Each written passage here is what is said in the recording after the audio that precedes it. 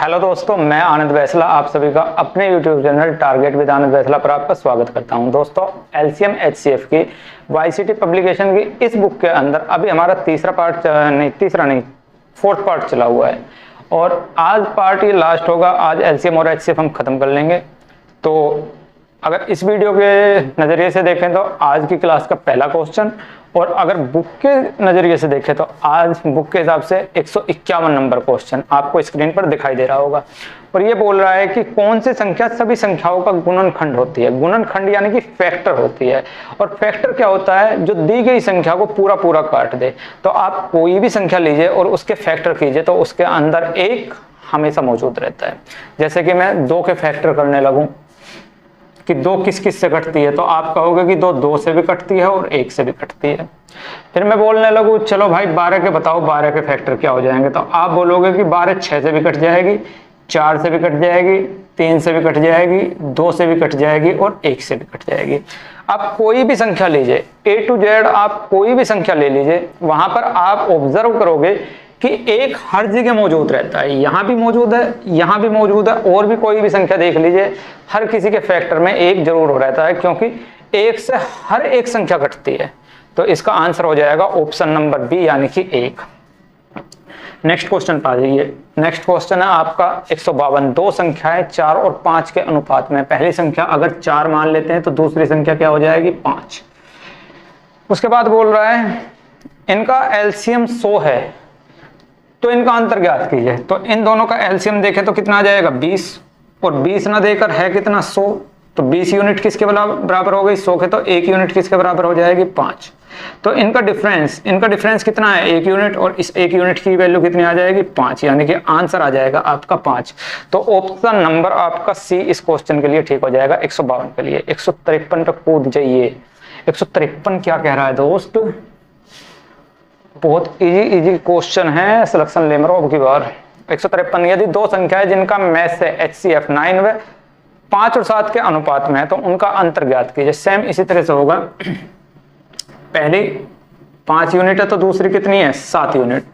और इनका HCF जो है वो कितना दे रखा है इसने? 9। तो इनका HCF कितना आ गया? 9 आ गया। और अगर मैं यहां पर इनका HCF देखूं तो इनका HCF कितना आ रहा है? 1। तो 1 यूनिट किसके बराबर दे रखी है? 9। 5 और 7 का HCF कितना हो जाएगा हमारा? 1।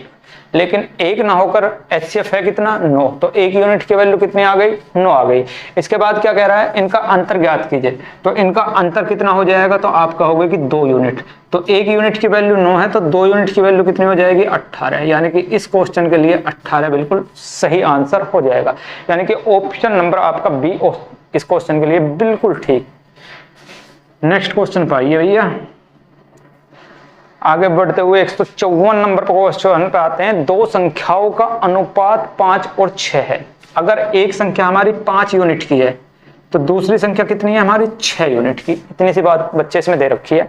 उसके बाद बोल रहा है कि इनका लघुत्तम समाप्तवर्त है 150 है। इन दोनों संख्याओं का योगफल ज्ञात कीजिए। तो अगर मैं एक 5 यूनिट की है और दूसरी 6 यूनिट की है, और अगर मैं इनका एलसीएम निकालूं तो कितना आएगा? तो आप बोलोगे कि 30 यूनिट। लेकिन 30 यूनिट ना देकर कितना दे रखा है एक्चुअल? 150। तो 1 यूनिट की वैल्यू कितनी आ जाएगी? आप बोलोगे 5। अगर 1 यूनिट की वैल्यू 5 आ गई तो क्वेश्चन में पूछ क्या रहा है? दोनों संख्याओं का योगफल ज्ञात कीजिए। तो दोनों संख्याओं का योगफल कितने यूनिट आ जाएगा? 6 और 5 11, यानी कि 11 यूनिट। 1 यूनिट की वैल्यू 5, तो 11 यूनिट की वैल्यू कितनी आ जाएगी? मल्टीप्लाई 5 कर देंगे तो आंसर आ जाएगा 55। तो इस क्वेश्चन के लिए 55 आंसर बिल्कुल ठीक हो जाएगा। नेक्स्ट क्वेश्चन पे आइए। 154 के बाद 155 पे चलते हैं। 155 में क्या बोल रहा है? 2 संख्याओं का लघुत्तम समाप्तवर्त है LCM 120 दे रखा है। LCM 120 है बच्चे। उसके बाद बोल रहा है उनके वर्गों का योगफल 289 है। वर्गों का, या अगर मैं एक संख्या में A मान लेता हूं और एक संख्या में B मान लेता हूं तो LCM क्या हो जाएगा? अगर एक संख्या मैंने A मान ली और एक संख्या मैंने B मान ली तो LCM क्या हो जाएगा इन दोनों का? तो आप बोलोगे कि AB। और इस AB की वैल्यू कितनी दे रखी है? 120। फिर बोल रहा है कि इनके वर्गों का योग 289 है। वर्गों का योग यानी कि A² प्लस बी स्क्वायर कितना दे रखा है 289। इसके बाद क्या बोल रहा है, उन संख्याओं का योग ज्ञात कीजिए, यानी कि a प्लस बी की वैल्यू हमें यहाँ पर निकालनी है। अब यहाँ पर आप एक चीज देख रहे होगे कि यहाँ पर आपको एक छुपा हुआ formula a square plus B square plus 2ab दिखाई दे रहा होगा, जो किसका फॉर्मूला होता है a प्लस बी के होल स्क्वायर पर। कैसे बना सकते हैं, फॉर्मूला होता है हमारा a प्लस बी का whole square equal a square plus B square plus 2ab। अब हमारे पास a स्क्वायर और b स्क्वायर की वैल्यू दे रखी है 289, ab की वैल्यू दे रखी है 120। तो क्या मैं 2ab की नहीं निकाल सकता? निकाल सकते हैं, 2 से मल्टीप्लाई कर दो भाई। तो ये कितना आ जाएगा हमारा 240। तो 2ab की वैल्यू कितनी आ गई 240 रख देते हैं यहाँ पर। तो a square plus B square की वैल्यू कितनी हो जाएगी 289 प्लस 2ab की वैल्यू कितनी हो जाएगी 240, और ये किसके बराबर हो जाएगा a प्लस बी के होल स्क्वायर के। यहां तक कोई दिक्कत? जोड़ दीजिए भाई, 9 8 और 4 12 का 2 का 2 2 4 और 1 5 बराबर a प्लस बी का होल स्क्वायर। यहां से स्क्वायर हटेगा तो यहां स्क्वायर रूट चढ़ जाएगा, और ये किसका आपका 23 का। तो a प्लस बी की जो वैल्यू आ जाएगी वो कितनी आ जाएगी 23 आ जाएगी। तो इस क्वेश्चन के लिए आपका जो एक्यूरेट, जिस पर आपको एग्जामिनर पूरे पूरे नंबर देने वाला है, वो कितना हो जाएगा 23 हो जाएगा, यानी कि ऑप्शन नंबर आपका ए ही यहाँ पर ठीक हो जाएगा। नेक्स्ट क्वेश्चन पर आइए 156 पर। दो संख्याओं के विभाजन से 6 प्राप्त होता है। लैंग्वेज समझिए, अगर मैं एक संख्या x मान लूं और दूसरी y, और x को मैं अगर y से भाग दूं। क्वेश्चन नंबर 156, और क्वेश्चन नंबर 156 क्या कह रहा है कि दो संख्याओं के विभाजन से 6 प्राप्त होता है। अगर एक संख्या में a ले लूं और दूसरी संख्या में b ले लूं, और इनको अगर मैं डिवाइड करूं तो 6 मिलता है, 6/1, यानी कि इनके रेशो क्या हो जाएंगे 6 और 1 हो जाएंगे। यानी कि पहली संख्या अगर मैं 6x मान लूं तो दूसरी क्या हो जाएगी हमारी 1x हो जाएगी। यहां तक क्लियर बात? उसके बाद बोल रहा है कि इनके गुणनफल क्षण में प्राप्त होता है। तो अगर मैं इनका गुणनफल करूं तो 6x की गुणा 1x में करेंगे तो 6x स्क्वायर हो जाएगा, और इसी की वैल्यू कितनी दे रखी है 96 दे रखी है। तो 6 से इसको डिवाइड करेंगे तो 6 कम 6 6 6 36, तो x स्क्वायर की वैल्यू 16 आ गई। तो x की वैल्यू कितनी आ जाएगी, तो आप बोल दोगे कि 4 आ जाएगी। अगर x की वैल्यू यहाँ पर 4 आ गई बच्चे, तो हमने पहली संख्या क्या मान रखी है 6x, तो पहली संख्या क्या आ जाएगी 6 गुणा 4 यानी कि 24। दूसरी संख्या क्या मान रखे हैं हमने 1x, यानी कि 1 गुणा 4 यानी कि 4। अब हमारे पास वो दोनों संख्याएं आ चुकी हैं, एक संख्या हो जाएगी 24, एक संख्या हो जाएगी 4। इसके बाद बोल रहा है इन दोनों संख्याओं के योग और अंतर का गुणनफल ज्ञात कीजिए। योग और अंतर का गुणनफल, यानी कि योग अगर मैं कर दूं तो a प्लस बी हो जाएगा, और अंतर अगर मैं कर दूं तो a माइनस बी हो जाएगा। और इनका गुणनफल हमसे पूछा है। यहाँ पर एक जाना पहचाना सा एक फॉर्मूला हमको दिखाई दे रहा है कि a प्लस बी और a माइनस बी जो होता है वो होता है a square minus B square के, यानी कि डायरेक्टली रूप से हमें a square minus B square निकालने के लिए बोल रहा है। अब a हमें पता है कि a की वैल्यू कितनी है, ये 24, और 24 का स्क्वायर माइनस 4 का स्क्वायर, सिर्फ इतनी सी बात हमसे बोल रहा है। 24 का स्क्वायर 576 होता है, बच्चे को पता है। 4 का स्क्वायर 16 होता है, 576 में से 16 जाएंगे तो 560 इस क्वेश्चन के लिए आंसर आ जाएगा। तो आपका ऑप्शन नंबर बी इस क्वेश्चन के लिए बिल्कुल ठीक हो जाएगा। नेक्स्ट क्वेश्चन पे आ जाइए भाई।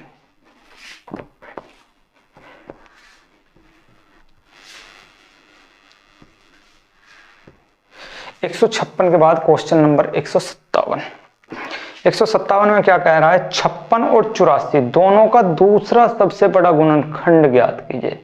यानी कि दूसरा सबसे बड़ा गुणनखंड, सबसे बड़ा जो गुणनखंड होगा वो तो इनका HCF हो जाएगा, लेकिन HCF के बाद दूसरे वाला गुणनखंड क्या होगा वो यहां पर हमसे पूछ रखा है। तो पहले 56 और 84 इनका हम HCF निकाल लेते हैं। और इन दोनों का HCF क्या हो जाएगा, 14 में से 6 जाएंगे तो 8, और यहाँ 7 में से 5 जाएंगे तो 2, तो 28 दूनी 56 और 28 दिया 84, तो HCF तो आ गया 28। लेकिन हमसे जो HCF है ये सबसे बड़ा गुणनखंड है, लेकिन हमसे सबसे बड़ा गुणनखंड ना पूछकर दूसरे नंबर का पूछ रखा है, यानी कि 28 का फैक्टर होगा। और 28 के फैक्टर क्या हो जाएगा, तो 14 हो जाएगा। तो जो दूसरा सबसे बड़ा गुणनखंड होगा वो क्या आ जाएगा, हमारा 14 आ जाएगा। तो ऑप्शन नंबर सी इस क्वेश्चन के लिए बिल्कुल ठीक हो जाएगा। भाषा समझिए क्वेश्चन की, सबसे बड़ा गुणनखंड ना पूछकर दूसरे नंबर का सबसे बड़ा गुणनखंड पूछ रहा है। तो पहला गुणनखंड सबसे बड़ा 28 है, और दूसरा जो सबसे बड़ा गुणनखंड है वो कितना आ जाएगा, 14 आ जाएगा। तो इस आंसर का एक्यूरेट आंसर सी ठीक हो जाएगा, यानी कि 14 इस आंसर के लिए बिल्कुल सही आंसर हो जाएगा। 158 पे आ जाइए भाई।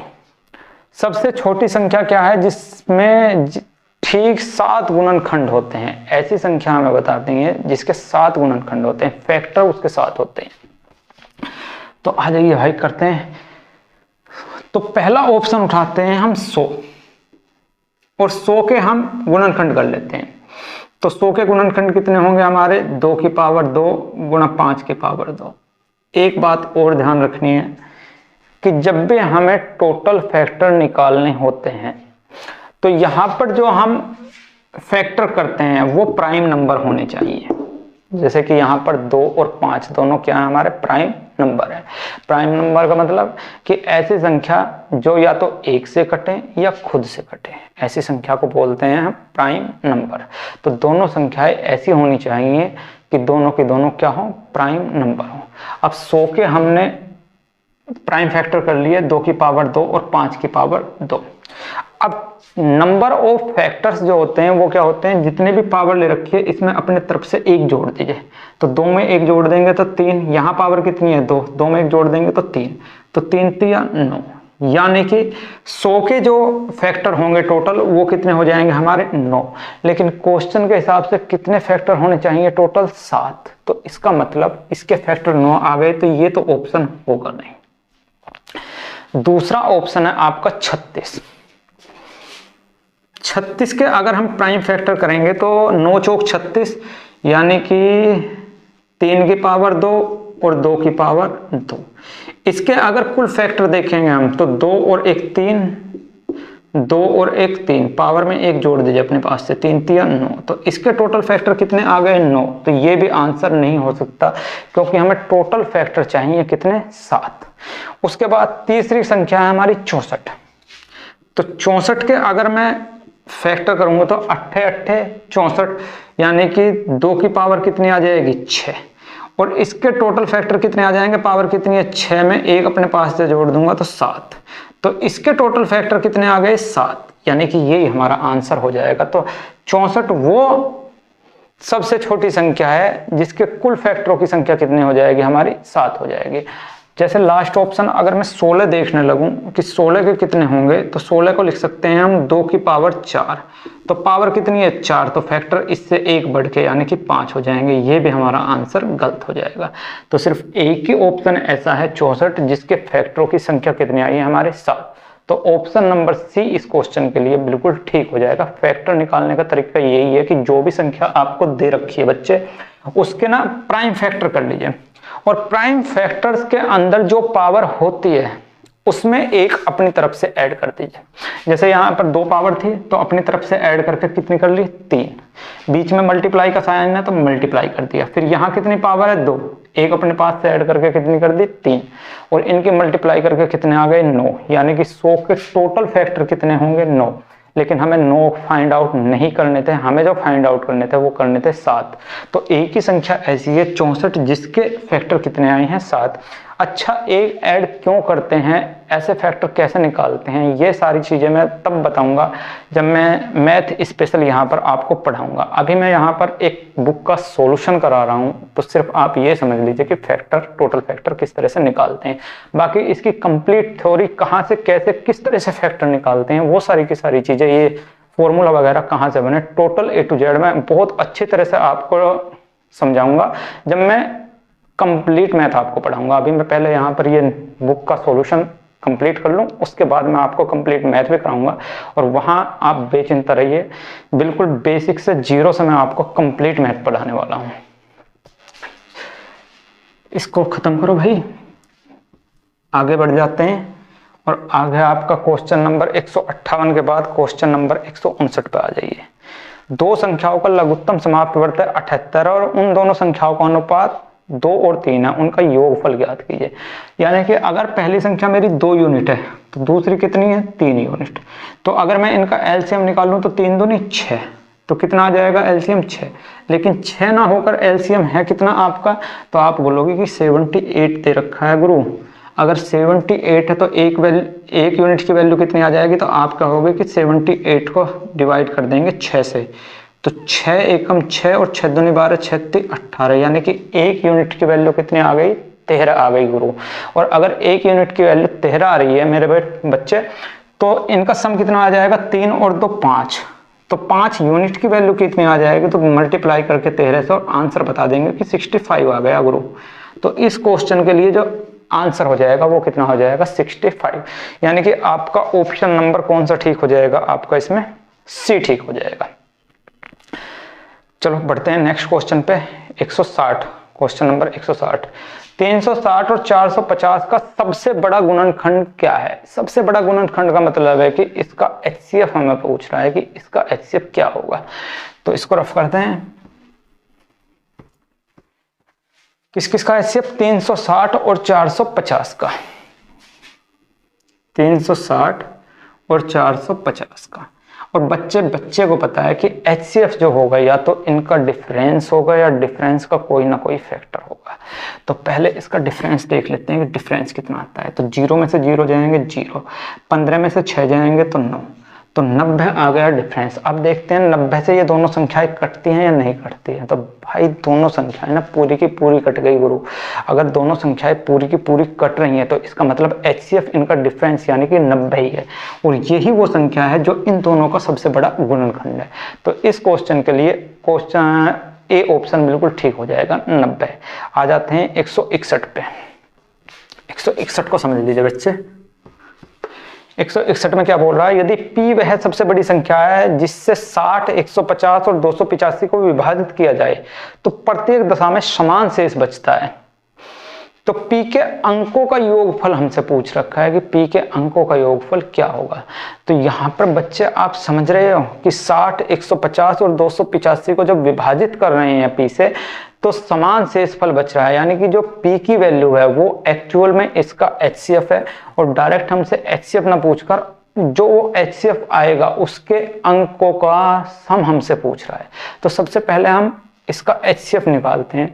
और ये बात मैंने आपको चीख कर बार बार बता रखी है कि अगर समान शेषफल बच रहा है तो फिर उस क्वेश्चन को कैसे करते हैं।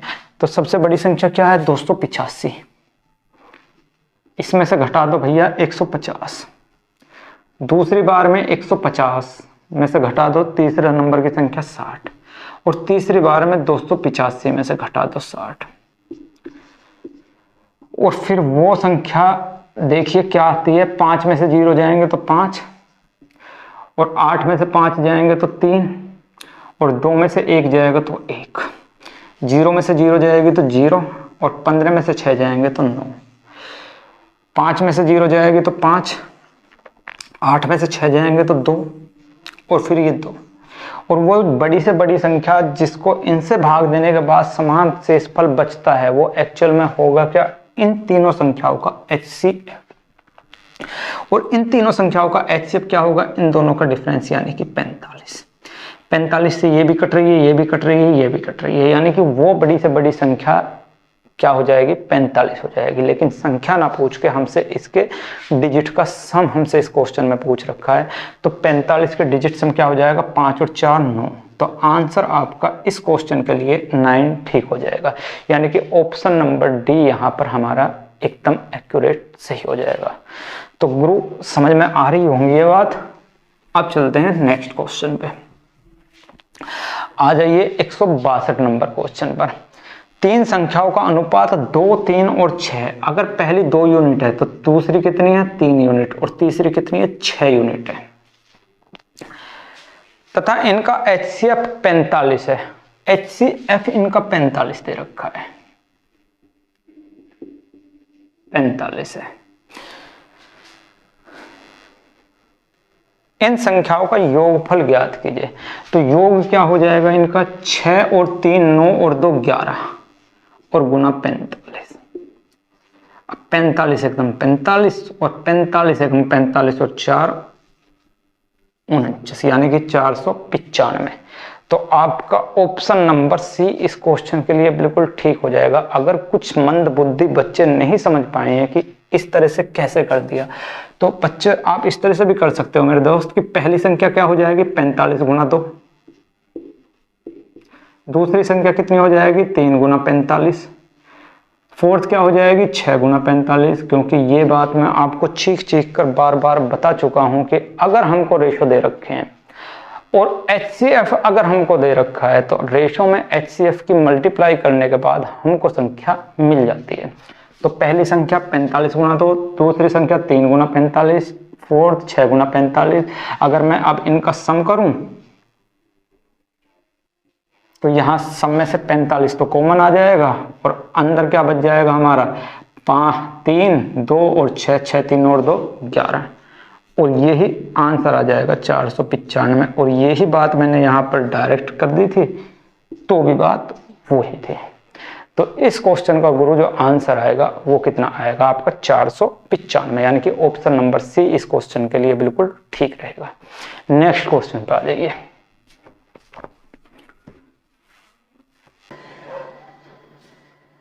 आ जाइए बच्चे क्वेश्चन नंबर 163 पर। और क्वेश्चन नंबर 163 भी सेम इसी तरह से है कि दो संख्याओं का एलसीएम दे रखा है 66 और संख्याओं का अनुपात 2 और 3 है। तो अगर मैं पहली संख्या को मेरे बच्चे 2 यूनिट मान लेता हूं तो दूसरी संख्या कितनी हो जाएगी 3 यूनिट। अगर मैं इनका आपसे पूछने लगूंगी इनका एलसीएम कितना होगा तो आप बोलोगे कि इन दोनों का एलसीएम हो जाएगा 6 यूनिट। लेकिन एलसीएम 6 यूनिट ना देकर कितना दे रखा है आपका, तो आप बोलोगे कि 66। तो 6 यूनिट की वैल्यू अगर 66 है तो 1 यूनिट की वैल्यू कितनी आ जाएगी 11। अगर 1 यूनिट की वैल्यू मेरे बच्चे 11 है तो उसके बाद क्वेश्चन में पूछ क्या रहा है, संख्याओं का योग पूछ रहा है। संख्याओं का योग कितना हो जाएगा 3 और 2 5 यूनिट। तो 5 यूनिट की वैल्यू कितनी हो जाएगी गुना 11 यानी कि 55।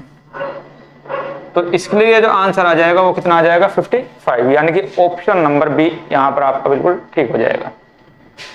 बढ़ते हैं नेक्स्ट क्वेश्चन पर। और नेक्स्ट क्वेश्चन आपका 164 बोल रहा है कि दो संख्याओं का एलसीएम 48 है। सेम इसी टाइप के क्वेश्चन है। धीरे धीरे आपके दिमाग में ये क्वेश्चन आ भी गए होंगे कि ये क्वेश्चन हमें किस तरह से करने हैं। तो बच्चे क्या बोल रहा है कि दो संख्याओं का एलसीएम 48 है, दोनों संख्याओं का अनुपात 1:2/3 है। तो अगर पहली संख्या 1 है तो दूसरी संख्या कितने यूनिट है 2/3। सिंपल अगर रेशो करें तो 3 से यहां मल्टीप्लाई करेंगे और 3 से यहां मल्टीप्लाई करेंगे तो हमारे सिंपल रेशो क्या आ जाएंगे हमारे 2 मीन्स अगर पहली संख्या हमारी 3 यूनिट है तो दूसरी संख्या कितनी हो जाएगी हमारी 2 यूनिट हो जाएगी। तो इनका एलसीएम अगर निकालने लगे तो कहेंगे कि 6 यूनिट हो गया, लेकिन एलसीएम 6 यूनिट ना होकर कितना दे रखा है 48 दे रखा है बच्चे। तो यहाँ पर 6 यूनिट की वैल्यू कितनी है 48। तो 1 यूनिट की वैल्यू क्या आ जाएगी, तो आप बोलोगे कि 48/6 8। 1 यूनिट की वैल्यू कितनी आ गई 8। उसके बाद क्वेश्चन में पूछ रहा है संख्याओं का योग ज्ञात कीजिए। तो संख्याओं का योग कितना हो जाएगा, तो 3 यूनिट और 2 यूनिट मिलकर कितने बनाएंगे 5 यूनिट। तो 5 यूनिट की वैल्यू कितनी हो जाएगी गुना 8 यानी कि 40। तो इसके लिए जो आंसर हो जाएगा वो कितना हो जाएगा 40, यानी कि ऑप्शन नंबर बी इस क्वेश्चन के लिए बिल्कुल ठीक हो जाएगा। बढ़ते हैं अगले क्वेश्चन पर। और अगला क्वेश्चन है आपका 165 और 165 भी इसी तरह से क्वेश्चन है कि दो संख्याओं का HCF 16 है, उनका अंतर 16 है, संख्या ज्ञात कीजिए। HCF 16 दे रखा है और अंतर भी 16 दे रखा है, तो संख्याएं हमें ज्ञात करनी है कि संख्याएं क्या होंगी। अब हमको पता है कि अगर उनका डिफरेंस 16 दे रखा है और HCF भी 16 है, तो अगर दो संख्याएं हमारे पास हैं और उनका डिफरेंस और HCF सेम है तो इसका मतलब कि वो संख्याएं अपने डिफरेंस या अपने HCF से पूरी कटेंगी। अब ऑप्शन नंबर 1 देखिए, 64 और 80 16 से कटती हैं, बिल्कुल कटती हैं। पहला ऑप्शन है 64 और 80। तो अगर ये संख्याएं होंगी तो ये अपने HCF यानी कि 16 से पूरी पूरी कटेंगे, तो 64 भी कटती है और 80 भी कटती है 16 से, तो ये आंसर हो सकता है। दूसरा ऑप्शन है 72 और 88, बी 72 और 82। बच्चे साफ साफ दिखाई दे रहा है कि 16 से नहीं कटते हैं, तो ये आंसर हमारा नहीं हो सकता।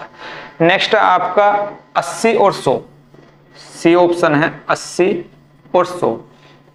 साफ साफ दिखाई दे रहा है 16 से नहीं कटते हैं दोनों, तो ये भी हमारा आंसर नहीं हो सकता। और डी ऑप्शन दे रखा है आपका 96 और 120, और ये दोनों भी दोनों की दोनों संख्याएं 16 से नहीं कटती हैं, तो ये भी हमारा आंसर नहीं हो सकता। तो सिर्फ एक ही ऑप्शन ऐसा है जिसमें हमारी दोनों संख्याएं HCF से कट रही हैं, और यही हमारा आंसर हो जाएगा, यानी कि इस क्वेश्चन के लिए ऑप्शन नंबर ए हमारा बिल्कुल ठीक हो जाएगा। नेक्स्ट क्वेश्चन पे आइए, 166 के बाद 167 पे आ जाते हैं। और 167 क्या बोल रहा है,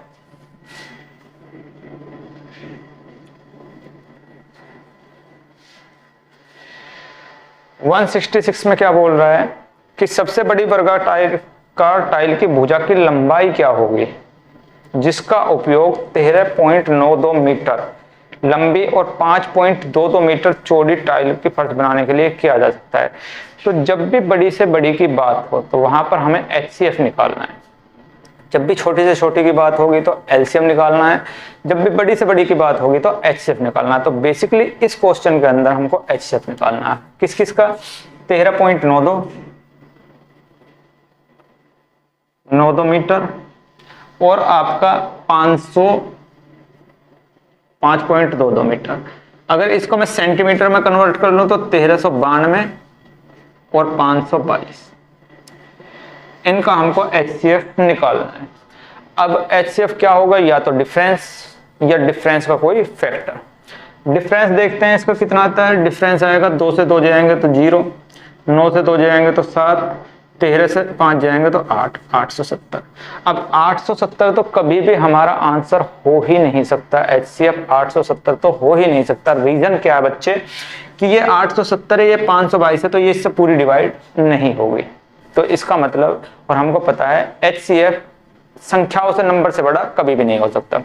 तो यहाँ पर डिफरेंस 870 आ रहा है जो नंबर से बड़ा है, इसका मतलब 870 तो HCF होगा ही नहीं। अगर 870 नहीं होगा तो फिर होगा इसका कोई ना कोई फैक्टर, और फैक्टर के लिए पहले ऑप्शन देखते हैं। ऑप्शन से आपके पहला ऑप्शन है 58, दूसरा ऑप्शन है आपका डायरेक्ट सेंटीमीटर में लिख रहा हूं मैं 116 सेंटीमीटर, तीसरा है 174 सेंटीमीटर और फोर्थ है आपका 87। अब जब हमें LCM और HCM में ऑप्शन से चेक करना हो तो सबसे पहले अगर HCF हम निकाल रहे हैं तो ऑप्शन सबसे बड़ा लेंगे, क्योंकि जो भी फैक्टर होगा सबसे बड़ा फैक्टर वही HCF बोलेंगे। तो यहाँ पर सबसे बड़ी संख्या क्या है, 174। अब 174 870 का फैक्टर है या नहीं है ये चेक करना है। अब 870 का फैक्टर है या नहीं है ये चेक करने के लिए 8 और 7 15, डिजिट सम कितना आ गया 15, और यहाँ पे 7 4 11 और 1 12, डिजिट सम कितना आ गया 12। यानी कि दोनों संख्याएं 3 से कट रही हैं, और अगर दोनों संख्याएं 3 से कट रही हैं तो इसका मतलब 3 इनके अंदर कॉमन है, और 3 इनके अंदर कॉमन है तो इसका मतलब कुछ ना कुछ तो इनके बीच में रिलेशनशिप है ही है। और वो रिलेशनशिप क्या है वो हम देखते हैं कि 870 का 174 फैक्टर है भी या नहीं है। तो इसके लिए 870 को भैया भाग कर लीजिए 174 से, तो लास्ट में 0 आए तो 5 ही चलानी पड़ेगी भैया। 5 चौक 20, 5 सत्ते 35 और 2 37 और 5 1 5 और 3 8, कट गया पूरा पूरा। यानी कि 870 का एक फैक्टर 174 है, ये बात हमारी कंफर्म हो गई। अब 174 से 522 कटता है या नहीं कटता है, 1392 कटता है या नहीं कटता है, ये हमें देखना है। तो यहाँ पर देखो भाई 5 2 7 और 2 9, 3 आ रहा है इसके अंदर भी, 3 और 1 4, 4 2 6, 6 और 9 15, ये इसके अंदर भी 3 आ रहा है, तो ये इससे भी डिवाइड हो जाएगी और ये इससे भी डिवाइड हो जाएगी, यानी आंसर हमारा 174 ही आ जाएगा। तो इस क्वेश्चन के लिए 174 हमारा बिल्कुल ठीक आंसर हो जाएगा। नेक्स्ट क्वेश्चन पे आ जाइए, 167 के बाद 168 पर, घंटी वाले क्वेश्चन।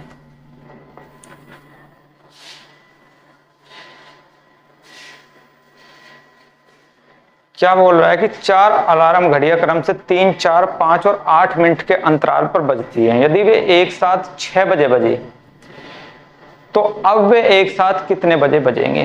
थोड़ा एक बार एक्सप्लेन कर दूं क्वेश्चन, उसके बाद किस तरह से शॉर्ट में करेंगे वो भी मैं आपको बता देता हूं। 4 घड़ियां हैं हमारे पास, 4 घंटियां हैं, फर्स्ट, सेकंड, थर्ड और फोर्थ। ये 4 घंटियां हैं। ये भी सुबह 6 बजे बजी, ये भी 6 बजे बज गई भैया, ये भी 6 बजे बज रही है, और ये भी आपकी सुबह 6 बजे बज गई एक साथ। उसके बाद ये 3, 4, 5 और 8 मिनट के बाद ये दोबारा बजनी शुरू होती हैं। तो ये 6:03 पर बजेगी, जो 3 मिनट बाद बजेगी। उसके बाद 6:06 पर, फिर 9 मिनट पर, फिर 12 मिनट पर, उसके बाद आपकी 15, 18, 21, 24 इस तरह से ये बजेगी।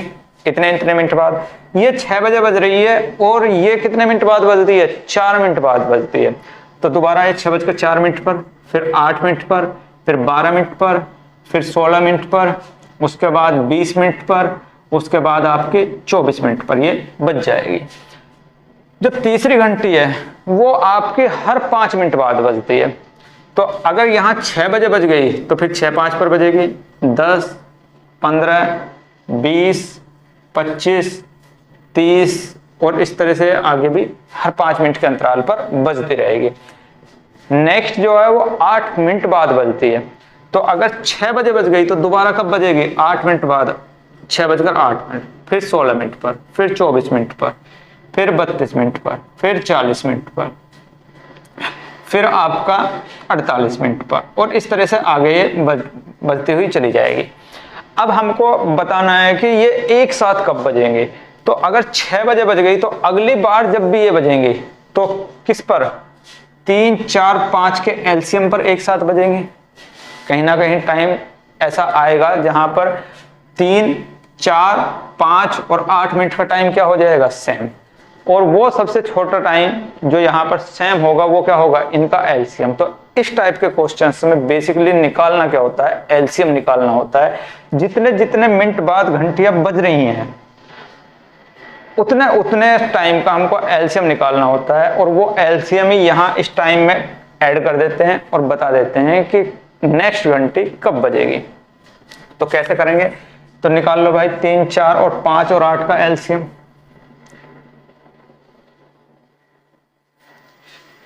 एलसीएम निकालना मैंने पहली वीडियो में आपको बता ही दिया था कि कैसे निकालेंगे। 3 है, 4 है, 5 है और 8 है। तो अगर कोई एक ऐसी संख्या है हमारी यहाँ पर जिसका कोई ना कोई फैक्टर पहले ही मौजूद है तो उसको कट कर दीजिए। तो 8 का फैक्टर 4 यहाँ मौजूद है, इसका एलसीएम निकालने की जरूरत नहीं है, क्योंकि जो एलसीएम 8 का होगा वो ही 4 का हो जाएगा। उसके बाद 3, 5 और 8 का एलसीएम हमें निकालना है। तीनों के तीनों में कुछ चीज सेम है, कुछ नहीं है। तो एलसीएम क्या हो जाएगा? 8 × 24 और 24 पंजे 120, यानी कि 120 मिनट बाद वो दोबारा बजेंगे, क्योंकि टाइम किस में दे रखा है? मिनट में। तो 120 मिनट बाद वो दोबारा एक साथ बजेंगे।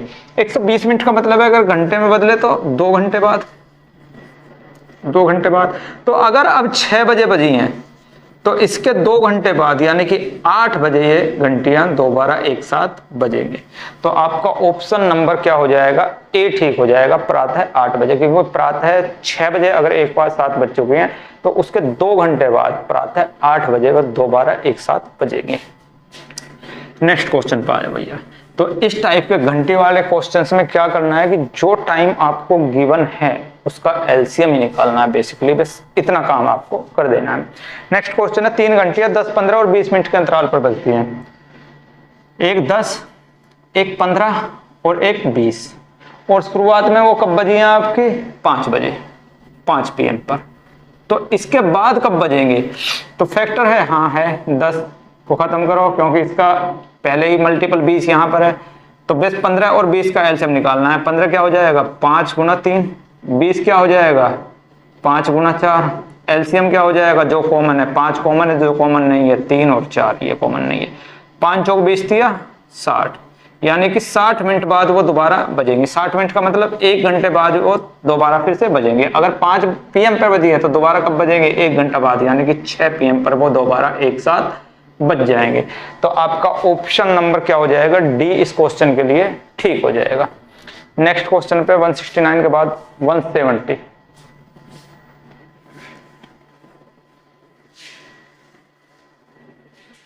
170 क्या कह रहा है कि 3 अलग अलग घड़ियों से अलार्म क्रम से हर 2, 4 और 6 घंटे बाद बजते हैं।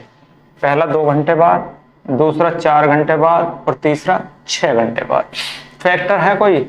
है, 4 का फैक्टर है 2, तो इसको छोड़ दो। सिर्फ किसका एलसीएम लेना है? 4 और 6 का। 4 क्या हो जाएगा? 2 गुना 2। 6 क्या हो जाएगा? 2 गुना 3।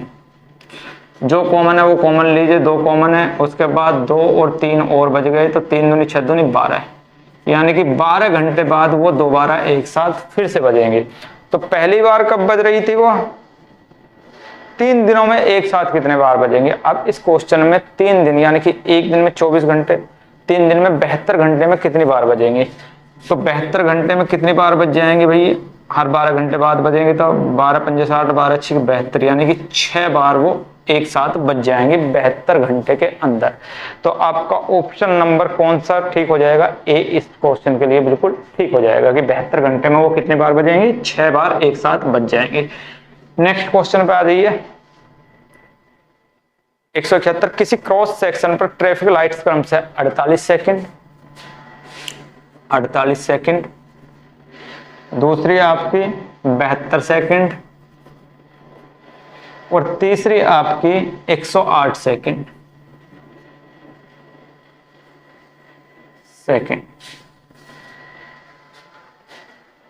अगर पहली बार वो 9:15 पर बजी है एक साथ, 9:15 पर एक साथ तीनों लाइट जल गई हों, तो दोबारा में कितनी देर बाद वो एक साथ जलेंगे? क्वेश्चन इतना है।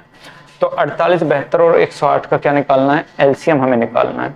अब यहाँ पर 48 का मल्टीपल है क्या? 108 नहीं है। 72 का मल्टीपल है क्या? 108 नहीं है। यानी कि कोई भी यहाँ पर मल्टीपल हमें दिखाई नहीं दे रहा। अगर मल्टीपल दिखाई नहीं दे रहा है तो तीनों का ही एलसीएम निकालना पड़ेगा, और तीनों का जो एलसीएम हो जाएगा, निकाल दो भाई 12 से। 12 चौक 48, 12 पंजे 60, 12 छिक्का 72 और 12 पंजे 60, 12 छिक्का 72, 12 सत्ते 84, 12 अट्ठा 96 और 12 निम्मा 108 हो गए। यहाँ पर 4 के फैक्टर कर लो 2 गुना 2, यहाँ पर 6 के फैक्टर कर लो 2 गुना 3 और यहाँ पर 9 के फैक्टर कर लो 3 गुना 3। अब फैक्टर बनकर तैयार हैं, एलसीएम निकाल देते हैं। तो जो कॉमन है वो ले लीजिए पहले। तो 12 हर जगह कॉमन है तो 12 ले लिया। उसके बाद 2 यहाँ भी है और 2 यहाँ भी है, तो ये 2 आ गया। उसके बाद 3 यहाँ है और 3 यहाँ है, तो ये 3 भी आ गया। उसके बाद जो कॉमन नहीं है वो ले लीजिए। तो क्या बच गया? 1 2 ये और 1 ये 3 ये, यानी 3 दूनी 6, ये बच गया। करो भाई 12 दूनी 24 और 24 दिया 72, 72 छक्के 6 दूनी 12 का 2 का और 7 छंग 42 और 1 43, 432 सेकंड आ गई हमारी। क्या टाइम आ गया कि इतने सेकंड बाद वो दोबारा एक साथ दोबारा जल जाएंगे। तो 432 को हम अगर मिनट में बदलें तो 432 सेकंड को मिनट में बदलने के लिए 60 से कर दो भैया भाग, तो 6 सत्ते 42, 420 तो 12, यानी कि 7 मिनट और 12 सेकंड बाद वो दोबारा एक साथ दोबारा जलेंगे। तो पहले कितने टाइम पहले जल रही थी? 9:15 पर। तो 9:15 में हम कितना जोड़ देंगे? आपका 7 मिनट और 12 सेकंड और जोड़ देंगे, तो आपका आ जाएगा आंसर 9, 15 और 7 22 और 12, यानी कि 9:22 और 12 सेकंड के बाद वो दोबारा एक साथ फिर से जल जाएंगे। यानी कि ऑप्शन नंबर ए इस क्वेश्चन के लिए बिल्कुल ठीक हो जाएगा। नेक्स्ट क्वेश्चन पे आओ भाई।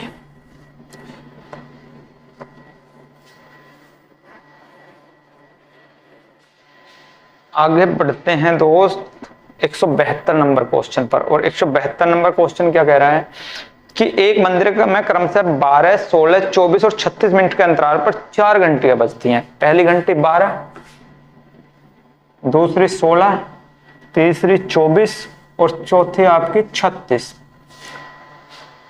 यदि उन्हें 6 बजे से निरंतर अंतराल पर बजाना शुरू किया, यानी कि शुरुआत में अगर 6 बजे बज गई तो दोबारा कितने घंटे बाद बजेंगे। तो ये मिनट में दे रखा है, तो एलसीएम निकालते हैं। 12 का कोई मल्टीपल दे रखा है, यहाँ 24 है, तो 12 को काट दीजिए, इसकी जरूरत नहीं है। फिर और को कोई नहीं है, तो यहाँ पर भाई आप 16 के फैक्टर कर लीजिए। 4 से 4 चौक 16, 4 के फिर फैक्टर कर लीजिए 2 गुना 2, 4 छिक्का 24, 6 के फैक्टर कर लीजिए 2 गुना 3, और 4 निम्मा 36, 9 के फैक्टर कर लीजिए 3 गुना 3। हो गए फैक्टर। 4 यहाँ भी है, 4 यहाँ भी है, 4 यहाँ भी है, तो 4 आ गया एक। तो 2 यहाँ है, 2 यहाँ है, तो 2 भी आ गया।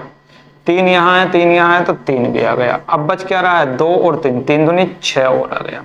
तो 4 दूनी 8 दिया 24, और 24 छिक्के आपके हो जाएंगे 144।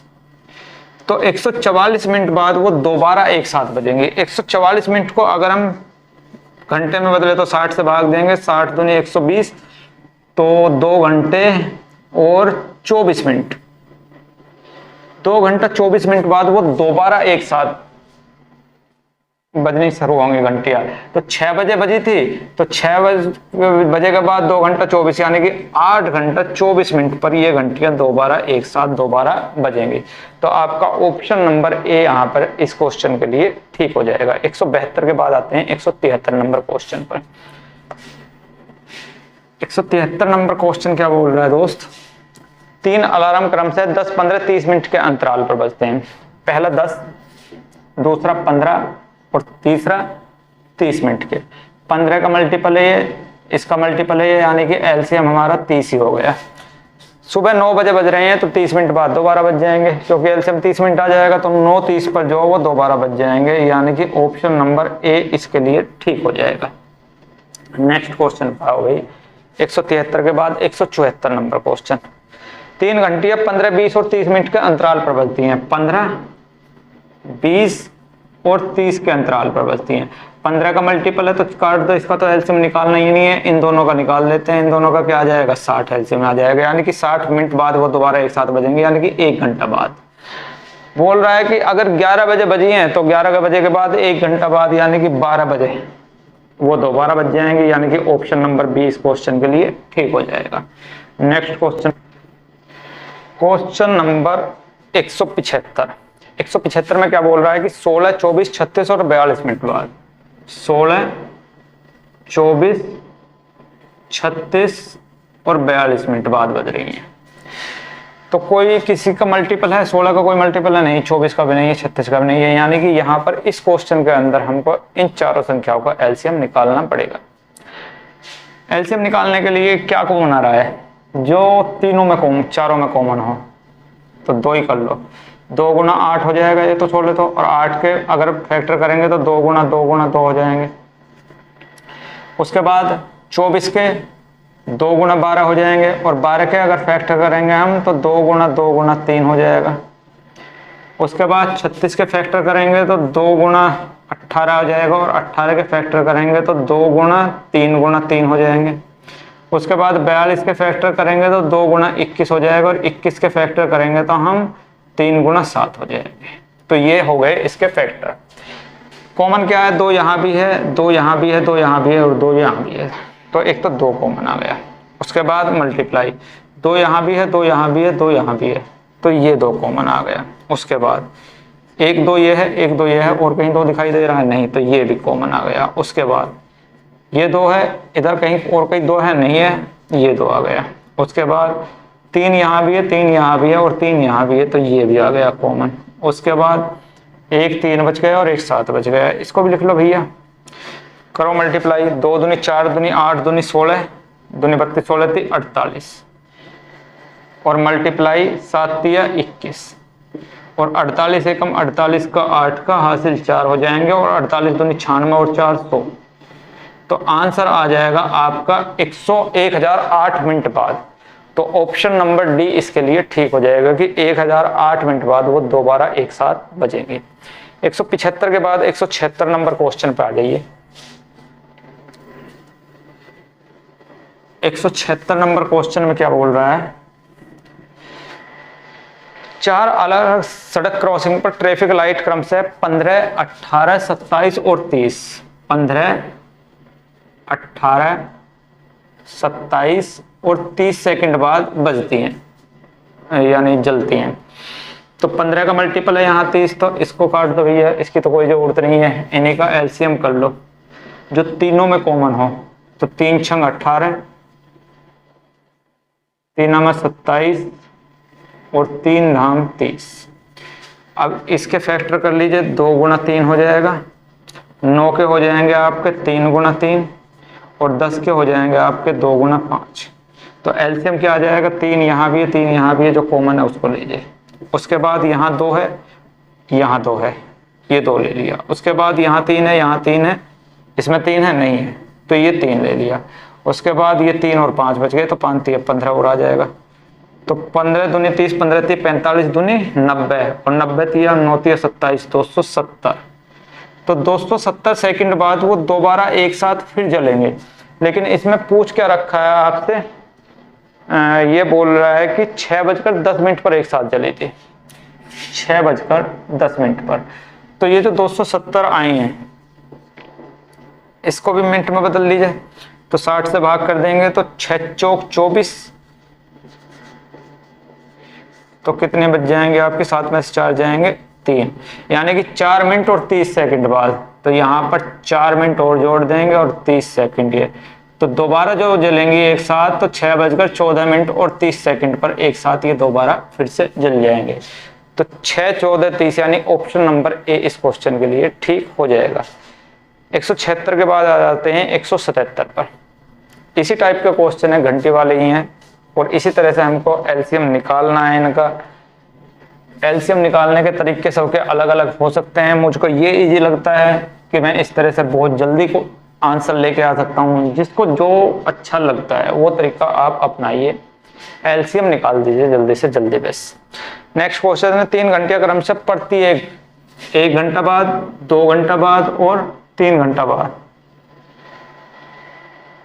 अगर वो 3 घंटे पहले, अब से 3 घंटे पहले वो एक साथ बजी थी, तो अब से कितने घंटे बाद वो एक साथ बजेंगे, तो अब से कितने घंटे बाद वो एक साथ बजेंगी ये हमें बताना है।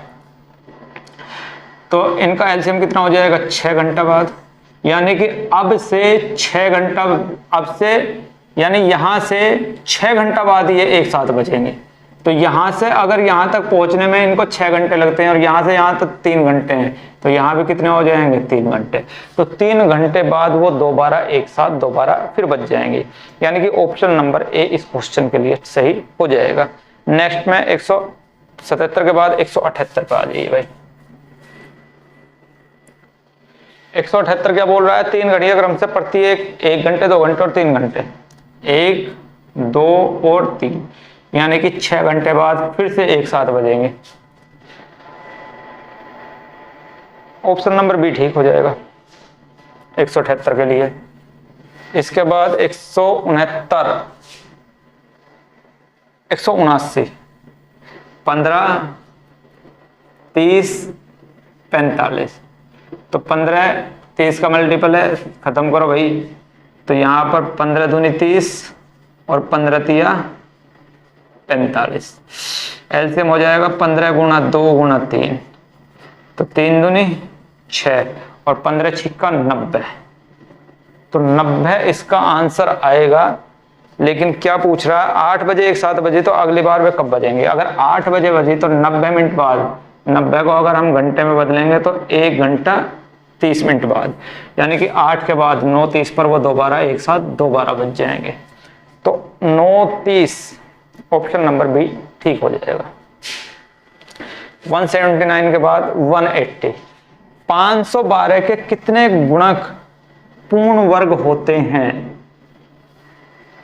512 के कितने गुणक पूर्ण वर्ग होते हैं। 512 के कितने फैक्टर परफेक्ट स्क्वायर होंगे ये पूछ रहा है। तो सबसे पहले इसके प्राइम फैक्टर कर लीजिए, और 512 के जो प्राइम फैक्टर होंगे वो कितने होंगे। 2 दूनी 4 दूनी 8 दूनी 16 दूनी 32 दूनी 64 दूनी 128 दूनी 256 दूनी 512 यानी कि 2 की पावर 9। तो कुल अगर मैं यहाँ पर आपसे फैक्टर पूछने लगूँ कि टोटल फैक्टर कितने होंगे तो 9 और 1 हो जाएंगे कितने 10। लेकिन यहाँ पर हमसे टोटल फैक्टर ना पूछकर क्या पूछ रहा है कि कितने फैक्टर पूर्ण वर्ग होंगे। तो पूर्ण वर्ग निकालने के लिए जितनी भी पावर है उसको 2 से भाग कर दीजिए और प्लस कर दीजिए 1। जितनी बार भी पूरी चली जाए उतनी बार काट लीजिए। तो कितनी बार जा रही है 2 चौक 8, तो 4 और 1 5। तो 5 फैक्टर 512 के ऐसे होंगे जो कि परफेक्ट स्क्वायर होंगे, यानी कि आपका ऑप्शन नंबर डी यहाँ पर ठीक हो जाएगा। जब भी आपको परफेक्ट स्क्वायर निकालने हो कि कितने परफेक्ट स्क्वायर होंगे किसी भी संख्या के फैक्टर कितने परफेक्ट स्क्वायर होंगे, तो प्राइम फैक्टर कीजिए, पावर जितनी हो उसको 2 से भाग कीजिए, पूरी जितनी चल जाए यहाँ चलाइए और प्लस 1 अपने पास से कर लीजिए, तो आपका आंसर आ जाएगा कि इतने परफेक्ट स्क्वायर होंगे। अगर इसी क्वेश्चन में ये बोल देता कि कितने फैक्टर हमारे परफेक्ट क्यूब होंगे, तो क्यूब के लिए यहाँ पर 3 से भाग कर देते, प्लस 1 अपने पास से कर देते। क्यों करते हैं मैं फिर बता रहा हूँ, यहाँ पर मैं सिर्फ एक सॉल्यूशन करा रहा हूँ। जब मैं यहाँ पर आपको कंप्लीट मैथ पढ़ाऊंगा तो मैं वहाँ पर ये आपका फैक्टर वाला पूरा पोर्शन पूरे की पूरे आपको डिटेल से मैं वहाँ पर समझा दूंगा। यहाँ पर सिर्फ इतना ही समझ लीजिए कि परफेक्ट स्क्वायर निकालने हैं तो इसके प्राइम फैक्टर कीजिए, जो भी पावर आए उसको 2 से भाग करिए, प्लस अपने साथ पास से 1 अपने पास से लगा लीजिए। पावर अगर पूरी कट रही है तो ठीक है, नहीं कट रही है तो जहां तक कट रही है उतने काट दीजिए, बस आंसर आ जाएगा।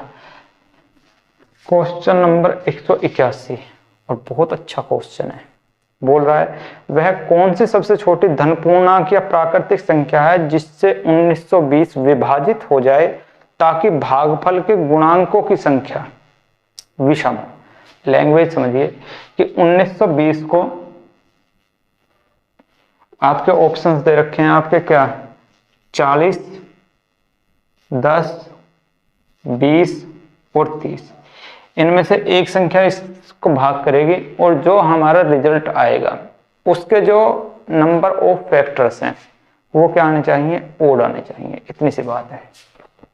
तो 40 को 1920 से भाग देंगे तो रिजल्ट कितना आ जाएगा आपका 4 चौक 16, कितने बच जाएंगे आपके 3 और 4 8 32 48। अब 48 के जो फैक्टर हैं वो क्या आने चाहिए, ओड आने चाहिए। तो देखते हैं 48 के फैक्टर ओड आते हैं या नहीं आते हैं। 48 के फैक्टर कर लीजिए तो 16 चौका 16 2 32 16 3 48, यानी कि 2 की पावर 4 गुना 3 की पावर 1, ये इसके फैक्टर हो गए। 16 32 16 3 48। टोटल फैक्टर कितने आ जाएंगे, 4 में 1 जोड़ दीजिए 5 गुना 1 में 1 जोड़ दीजिए तो 2, 5 दूनी 10। तो इसके टोटल फैक्टर कितने आ गए 10, जो कि एक इवन संख्या है, इसलिए ये तो आंसर होगा नहीं। दूसरा, अगर 1920 को हम किससे भाग कर दें भैया 10 से, तो रिजल्ट क्या आ जाएगा हमारा 192। 192 के फैक्टर कितने हो जाएंगे आपके,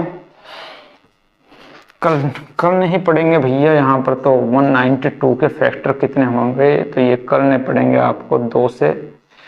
तो 2 निमा 18, कितने बच जाएंगे आपके 1 और 2 छिक्के 12 और 16 के 96 के कितने हो जाएंगे 16 छिक्कम 96 और 6 के हो जाएंगे 2 गुना 3 और 16 के हो जाएंगे आपके क्या 2 की पावर 4। इतना तो देखो आपको करना पड़ेगा। तो 2 की पावर 4 एक 5 और एक 6, तो इसके फैक्टर हो जाएंगे 2 की पावर 6 गुना 3 की पावर 1। टोटल फैक्टर कितने हो जाएंगे, 6 में 1 जोड़ दो 7, 1 में 1 जोड़ दो 2, 7 दूनी 14। तो ये भी क्या आ गए हमारे इवन आ गए। तो ये भी आंसर नहीं हो सकता, यानी कि बी भी आंसर नहीं होगा। 1920 को 20 से भाग कर लो भैया,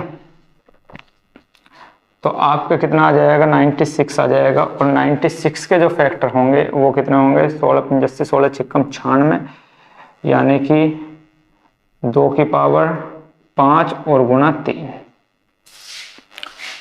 और यहाँ पर अगर टोटल फैक्टर की बात की जाए तो 5 और 1 6, 1 और 1 2, तो 6 दूनी 12। ये भी क्या आ गया हमारा इवन आ गया, ये भी आंसर नहीं हो सकता। अच्छा 96 के सही हो गए क्या, 2 दूनी 4 दूनी 8 दूनी 16 दूनी 32 और 32 दिया 96, ठीक है। नेक्स्ट डी रह रहा है, यही हमारा आंसर हो जाएगा क्योंकि ये 3 हमने चेक कर लिए, तो ये रह रहा है, तो आंसर तो यही होगा। फिर 1920 को भाई 30 से भाग कर लो, 0 से 0 और 3 छंग 18, 1 बच जाएगा और 3 चौक 12 और 64 को क्या लिख सकते हैं हम 2 की पावर 6 और इसमें टोटल फैक्टर कितने हो जाएंगे 6 और 1 7 जो कि एक ओड नंबर है। तो हमारा ऑप्शन नंबर डी ही इसके लिए बिल्कुल ठीक हो जाएगा। लेंथी क्वेश्चन था, कोई डाउट नहीं है, लेकिन था तो था, तरीका यही होगा। नेक्स्ट क्वेश्चन पे चलते हैं।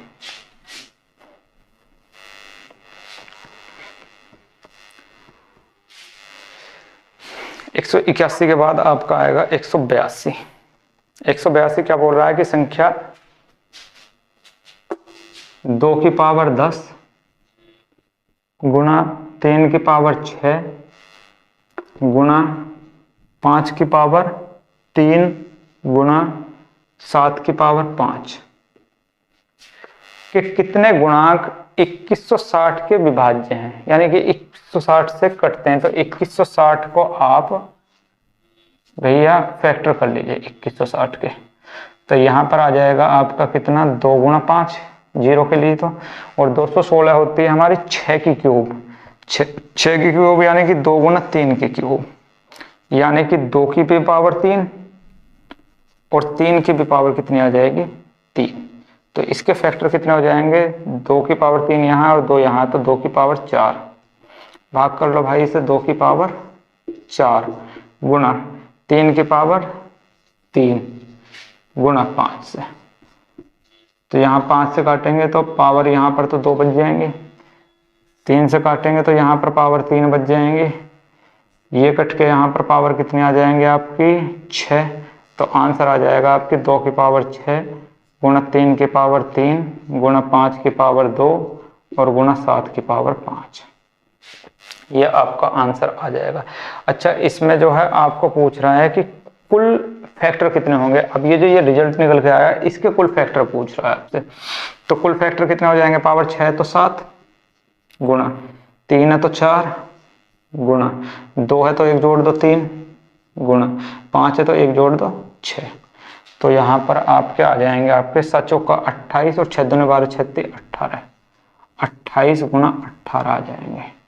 तो 88 64 जिसके लास्ट में 4 हो, है कोई ऐसा ऑप्शन जिसके लास्ट में 4 है? ऑप्शन नंबर सी ऐसा दिखाई दे रहा है जिसके लास्ट में 4 है, यानी कि सी ऑप्शन इसके लिए ठीक हो जाएगा, यानी कि 504। इतनी आएगी क्या गुणा इनकी, कर ही लो भाई एक बार, कभी कहीं गड़बड़ी हो गई हो। 88 64 8 दूनी 16 16 और 6 22 और 28 जोड़ देंगे तो 4 8 और 2 10 की 0 2 2 4 और 1 5, कन्फर्म हो गया 504 होगा आंसर। तो आंसर आ जाएगा 504, यानी कि ऑप्शन नंबर सी ठीक हो जाएगा। ये आ रहे हैं अच्छे अच्छे क्वेश्चन, नंबर ऑफ फैक्टर्स निकालना। बार बार बता रहा हूँ कि नंबर ऑफ फैक्टर्स कैसे निकालते हैं। जो भी नंबर दे रखा है उसके प्राइम फैक्टर कर लीजिए, जो भी पावर आए उसमें एक अपनी तरफ से ऐड कीजिए, मल्टीप्लाई कर दीजिए, नंबर ऑफ फैक्टर्स आ जाते हैं। नेक्स्ट है 182 के बाद 183, वह छोटी से छोटी संख्या ज्ञात कीजिए जो संख्या 12 15 20 और 27 से पूर्णतः विभाज्य हो। यानी कि एलसीएम निकालना है किसका, 12 का 15 का 20 का और 27 का। जैसे ही 27 आया यानी आंसर 9 से कटेगा। अब देखो कौन सा आंसर 9 से कट रहा है, ए तो कट रहा है, 540 तो कट रहा है भैया, बी 510 नहीं कटता, सी 530 नहीं कटता, डी 520 भी नहीं कटता, यानी कि ऑप्शन नंबर ए ही ठीक हो जाएगा। जैसे ही 27 आया, 27 से हमें पता चला कि 9 से कटेगा, तो आंसर भी वो होगा जो 9 से कटता हो, और 9 से सिर्फ एक ही संख्या कट रही है, ऑप्शन नंबर ए ठीक हो जाएगा। नेक्स्ट क्वेश्चन पे आ जाओ भाई, 183 के बाद 184, 3 अंकों की वह छोटी से छोटी संख्या ज्ञात कीजिए जो 12 15 और 24 से पूर्णतः विभाजित हो। 3 अंकों की हो, 12 से भी कटती हो, 15 से भी कटती हो और 24 से भी कटती हो। तो ऑप्शन देखते के साथ ही पता चल रहा है कि 120 ही वो छोटी से छोटी संख्या है जो तीनों से कट रही है। ऐसे ना निकाल सकते हो तो भी फिर ऐसे निकाल लो कि 12 15 और 24 का एलसीएम निकाल लो। तो 12 का मल्टीपल है तो इसे तो काट दो, इसका तो एलसीएम निकालना ही नहीं है। तो 15 को क्या लिख देंगे 3 पंजे 15, 24 को क्या लिख देंगे 3 अट्ठे 24, 3 कॉमन गुना 5 कॉमन गुना 8 कॉमन, तो 8 पंजे 40 दिया 120। इस तरह से भी हम निकाल देंगे जल्दी से। नेक्स्ट पे आ जाइए 184 के बाद 185, 36 लीटर, 45 लीटर और 72 लीटर माप के दूध के 3 डिब्बे हैं। वह सबसे बड़ी माप ज्ञात कीजिए। जैसे ही बढ़िया शब्द आया था, इसका मतलब यहाँ पर HCF निकालना है। किस किस का? 36 का, 45 का और 72 का। HCF निकाल दो, डिफरेंस इनका। तो इनका डिफरेंस आ जाएगा 9। 9 से ये भी कट रही है, ये भी कट रही है, यानी आंसर आ जाएगा 9। ऑप्शन नंबर आपका डी ठीक हो जाएगा। नेक्स्ट क्वेश्चन पे आ जाओ भाई। 185 के बाद 186 नंबर क्वेश्चन। वह बड़ी से बड़ी संख्या ज्ञात कीजिए जो 4 क्रमागत पूर्णांकों के गुणनफलों को पूर्णतः विभाजित करती है। अगर इस टाइप का क्वेश्चन आता है तो अपने पास से कोई भी 4 क्रमागत पूर्णांक ले लीजिए, इंटीजर। तो सब क्रमागत क्या ले लेते हैं? 1 गुणा 2 गुणा 3 गुणा 4। तो 4 3 12 दूनी 24। तो आंसर आ जाएगा आपका 24। यहाँ 24 होती है हमारे पास। जब उसने बोल दिया कि कोई भी ले ले, तो हमने सबसे छोटे ही ले लिए, जिससे हमारी कैलकुलेशन इजी हो जाए। तो 24 आंसर आ जाएगा। तो आपका ऑप्शन नंबर डी यहाँ पर ठीक हो जाएगा। 187 पे आ जाइए। 187 क्या बोल रहा है? वह छोटी से छोटी पूर्ण घन संख्या ज्ञात कीजिए जो 2 3 4 और 6 से पूर्णतः विभाजित हो। घन भी हो और 2 3 4 और 6 से पूरी तरह से विभाजित भी हो। अब 1728 घन है 12 का। 1728 12 का घन है। दूसरी है 360 किसी की संख्या का घन नहीं है। 216 6 का घन है। 216 भी 6 का घन है, ये भी आंसर हो सकता है। 512 भी 8 का घन है, ये भी आंसर हो सकता है। अब हमें चेक करना है कि जो 2 3 4 और 6 से पूरी तरह से कट जाए। तो ये 2 से कट रही है, 3 से भी कट रही है, 7 दोनों 8 और 9, 6 से भी कट रही है, यानी कि ये तो कट रही है। लेकिन छोटी पूछ रहा है, 6 2 8 और 9, ये भी कट रही है। तो यही आंसर हो जाएगा, यही सबसे छोटी है, यानी कि 216 आंसर हो जाएगा। ऑप्शन नंबर सी यहाँ पर ठीक हो जाएगा। नेक्स्ट क्वेश्चन पर आ जाइए 188 पर। 188 क्या बोल रहा है? 3 अंकों की सबसे छोटी संख्या ज्ञात कीजिए जो 12 15 और 20 से पूर्णतः विभाजित हो। 3 अंकों के अभी क्या है? 120 है। ऑप्शन नंबर डी 188 के लिए। भाई 12 15 और 20 का एलसीएम निकालना है। ऐसे तो पता चल रहा है 120 ही है यार, निकालना क्या है? 120 है आंसर। डी ऑप्शन ठीक हो जाएगा। छोड़, इतने तो आ ही जाती है दिमाग में यार। नहीं तो 12 15 और 20 का एलसीएम निकाल लीजिए। 189 6 9 12 13 और 15 से विभाजित होने वाली सबसे बड़ी 4 अंकों वाली संख्या बतानी है। यानी कि जो 6 से भी कट जाए, 9 से भी। जैसे ही 9 आया तो देखो ऑप्शन में कौन सी 9 से कट रही है। पहला ऑप्शन दे रखा है आपका 9 3 2 6। 9 से कटती है क्या? ये तो कट रहा है 6 से, ये नहीं कट रहा, तो ये ऑप्शन नहीं हो सकता। दूसरा आपका 91 सौ 9 से कटती है, नहीं कटती, ये भी आंसर नहीं होगा। तीसरा है 9 3 6 0, 9 से कटती है, आंसर हो सकता है। फोर्थ है आपका 9 2 4 0, 9 से कटती है, नहीं कटती, तो एक ही ऑप्शन है जो 9 से कट रहा है, यही आंसर हो जाएगा। तो इसके लिए ऑप्शन नंबर सी बिल्कुल ठीक हो जाएगा। नेक्स्ट क्वेश्चन पर आ जाओ भाई। 189 के बाद 190, और 190 में क्या है कि 300 और 500 के बीच की संख्याएं बताइए जो 8 10 और 12 से पूर्णतः विभाजित हो। 8 से भी कट जाए, 10 से भी कट जाए और 12 से भी कट जाए और 6 से भी कट जाए। 6 से कट जाए, 8 से कट जाए, 10 से कट जाए और 12 से कट जाए। आपके ऑप्शंस दे रखे हैं 320, नेक्स्ट है आपका 340, नेक्स्ट है आपका 490 और नेक्स्ट है आपका 360। तो अगर 6 से कट रही है, इसका मतलब 3 से भी कटेगी और 2 से भी कटेगी। 3 से कौन सी संख्या कट रही है? ये तो नहीं कट रही 3 से, ये आंसर नहीं हो सकता। ये नहीं कट रही, ये आंसर नहीं हो सकता। ये नहीं कट रही, ये आंसर नहीं हो सकता। एक ही संख्या बच रही है जो 3 से कट रही है, 360, यानी कि ऑप्शन नंबर डी यहाँ पर ठीक हो जाएगा। नेक्स्ट क्वेश्चन पर आ जाइए 191। 191 क्या है? निम्न में से वह सबसे छोटी पूर्ण वर्ग, सबसे छोटी वर्ग संख्या ज्ञात कीजिए जो 6 9 13 और 15 से पूर्णतः से विभाजित। तो जैसे ही 9 से कट रही है तो 9 से देखिए कौन सी संख्या कट रही है। 6 2 8 और 1 9, 62 21, ये तो कट रही है भाई 9 से, 3 0 में। उसके बाद 4 5 6 3 0, ये 9 से कट रही है, नहीं कट रही, तो ये आंसर नहीं हो सकता। उसके बाद है 1 7 3 और 3 0, ये 9 से कट रही है, नहीं कट रही, तो ये भी आंसर नहीं हो सकता। इसके बाद है 1 5 2 1 और 2 0, 5 और 2 7 और दो 9, ये 9 से कट रही है, ये 9 से कट रही है, यानी कि या तो आंसर ये होगा या आंसर ये होगा। उसके बाद कह रहा है कि 12 से भी कटने चाहिए, 13 से भी और 15 से भी। तो 13 से कौन सी कट रही है, 13 से देख लेते हैं। तो 13 दूनी 26, 13 39, 13 चौका 52, 10 बच गए, 13 91, ये 13 से नहीं कटती तो ये 13 से कट जाएगी। 13 एकम 13, 3, 13 दूनी 26, कितने बच जाएंगे आपके 5, 13 91। एक बार देख लो भाई, 13 से 13 एकम 13, कितने बच जाएंगे आपके 2, और 13 एकम 13, कितने बच जाएंगे आपके 9, और 13 7 91 कट जाएगी, यानी कि यही ऑप्शन ठीक हो जाएगा। यानी कि ऑप्शन नंबर डी इस क्वेश्चन के लिए बिल्कुल ठीक होगा। नेक्स्ट क्वेश्चन पाओ भाई, 191 के बाद 192, वह छोटी से छोटी वर्ग संख्या ज्ञात करो जो 4, 9 और 14 से पूर्णतः विभाजित हो। अगर 9 से कट रही है तो ऑप्शन भी 9 से कटेगा ही कटेगा। पहला ऑप्शन 9 से कट रहा है, बिल्कुल कट रहा है, 1008 9 से कट रहा है, बिल्कुल कट रहा है, लेकिन ये कोई भी परफेक्ट स्क्वायर नहीं है, क्योंकि किसी भी परफेक्ट स्क्वायर के लास्ट में 7, 8, 2 और 3 नहीं आ सकते। यहाँ 8 आ रहा है, इसका मतलब ये परफेक्ट स्क्वायर नहीं है। 9 से तो कट रही है लेकिन परफेक्ट स्क्वायर नहीं है, क्योंकि क्वेश्चन के अंदर बोल रहा है कि परफेक्ट स्क्वायर भी होनी चाहिए। दूसरी आपकी 252 भी कोई परफेक्ट स्क्वायर नहीं है, तो ये 252 भी आंसर नहीं हो सकता। ये भी कोई परफेक्ट स्क्वायर नहीं है, तो ये आंसर नहीं हो सकता। तीसरा है 1764। 1764 एक परफेक्ट स्क्वायर है, लेकिन क्या ये 9 से कटता है?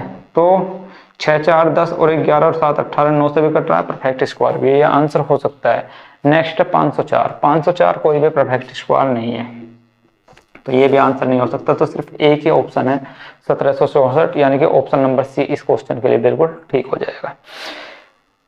193 पे आ जाइए। 5 अंकों की छोटी से छोटी संख्या ज्ञात करो जो 12, 24, 48, 60 और 96 से पूर्णतः कटती हो। कौन कौन सी संख्या से कट रही है मेरे दोस्त? 12 से, 24 से, 48 से, 60 से और 96 से कटती है। अब अगर 24 से कटती है तो इसका मतलब 8 से भी कटेगी, और 8 से कौन कौन सी संख्या यहाँ पर कट रही हैं? तो 8 से तो मेरे दोस्त सारी ही संख्या कट रही है, तो 8 से तो कुछ भी पता चलने वाला है नहीं। तो नेक्स्ट क्या हो सकता है आपका? 16। और 16 की डिविजिबिलिटी के लिए क्या होगा? लास्ट के 4 अंक 16 से कटने चाहिए। तो लास्ट के 4 अंक ए ऑप्शन में तो कट रहे हैं भैया, बी ऑप्शन में नहीं कट रहे हैं, तो 10000 हो सकता है आंसर, क्योंकि 16 से कट रहा है। दूसरा तो बिल्कुल नहीं होगा। तीसरा क्या 16 से कट रहा है? हाँ, सी भी को 16 से कट रहा है, और डी भी 16 से कट रहा है। कोई फायदा नहीं डिविजिबिलिटी रूल के अंदर घुसने का। सीधे सीधे भैया इनका एलसीएम निकाल लें तो मुझे शायद बेहतरीन लग रहा है, वरना तो बात नहीं बनने वाली। एलसीएम निकालने के लिए 12 को खत्म कर दो, 24 को खत्म कर दो, 48 को खत्म कर दो, 60 और 96 का ही एलसीएम निकालना है। तो 60 और 96 का एलसीएम क्या हो जाएगा? 12 पंजे 60, 12 6 72, 62 84, 12 8 96। एलसीएम हो जाएगा 12 गुना 5 गुना 8, तो 12 पंजे 60 और 8 छंग 48, 480 आ गया। लेकिन हमको क्या चाहिए? 5 अंकों की छोटी से छोटी संख्या चाहिए। तो 4 अंकों की छोटी से छोटी संख्या जो इनसे विभाजित हो जाएगी, 48 से तो कटेगी 480 से, यानी 96 भी कट जाएगी, और 96 कट जाएगी तो इसमें 480 और जोड़ दो, तो 0, 8, 6 और 4 10 की 0, 9 और 1 10, ये 5 अंकों की सबसे छोटी संख्या आ जाएगी, यानी कि 180 है कहीं ऑप्शन में, 180 ऑप्शन नंबर डी ठीक हो जाएगा। नेक्स्ट क्वेश्चन पे आ जाओ भाई। 193 के बाद 194, वह कौन सी 3 अंकों की सबसे बड़ी संख्या है जो 15, 25 और 30 से पूरी तरह से विभाजित हो जाए, यानी 15 से भी कट जाए, 25 से भी। अब 25 से देखो भाई 900 कटता है 25 से 900। 930 नहीं कटता, क्योंकि 25 से कटने के लिए लास्ट के 2 अंक देख लीजिए। अगर लास्ट के 2 अंक 25 से कट गए तो वो पूरी संख्या 25 से कट जाएगी। तो 900 तो कट रहा है। क्या 930 कट रहा है? नहीं। 930 नहीं कट रहा है। 960 कट रहा है, 960 भी नहीं कट रहा है 25 से। 975 कट रहा है, हाँ 975 कट रहा है 25 से। तो 900 भी हो सकती है और 975 भी हो सकती है। उसके बाद बोल रहा है कि 30 से भी कटे, तो 30 से कटने के लिए लास्ट में 0 होनी चाहिए, यहाँ लास्ट में 5 है तो ये भी ऑप्शन नहीं होगा, तो ऑप्शन नंबर ए ही इस क्वेश्चन के लिए ठीक हो जाएगा। यानी कि 900 वो छोटी से छोटी संख्या हो जाएगी 3 अंकों की, बड़ी से बड़ी संख्या जो इनसे कट रही है। 195 पे आ जाइए भाई। थोड़ा लॉजिक लगाना पड़ेगा इन क्वेश्चंस में, अपने पास से थोड़ा डिविजिबिलिटी रूल लगाने पड़ेंगे। यहाँ पे 4 अंकों की बड़ी से बड़ी संख्या ज्ञात कीजिए जो 12, 20, 32 और 44 से पूर्णतः विभाजित हो। 12 से भी, 20 से भी, 44 से भी, 32 से और 44 से, इनसे पूरी की पूरी कट जाए। अब अगर कोई संख्या 20 से कटनी है तो उसके लास्ट अंक 0 होना जरूरी है, तो ऑप्शन नंबर बी तो यहीं पर खत्म हो गया। तो आपके ऑप्शन रह गए आपके 5200, 6800 और 5280। ये ऑप्शन आपके रह गए। 20 की वजह से एक ऑप्शन आपका पहले ही गायब हो गया है। 44 से कट रही है, इसका मतलब 11 से कटने चाहिए, ये 11 से नहीं कटते, ये ऑप्शन ये खत्म। ये 11 से नहीं कटती, ये ऑप्शन यही खत्म।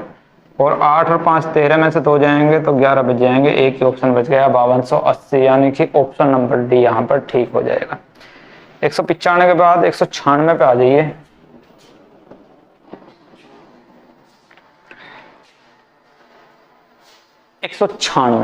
क्या बोल रहा है? वह बड़ी से बड़ी संख्या याद कीजिए जो 15, 18, 27 और 30 से पूर्णतः विभाजित हो जाए।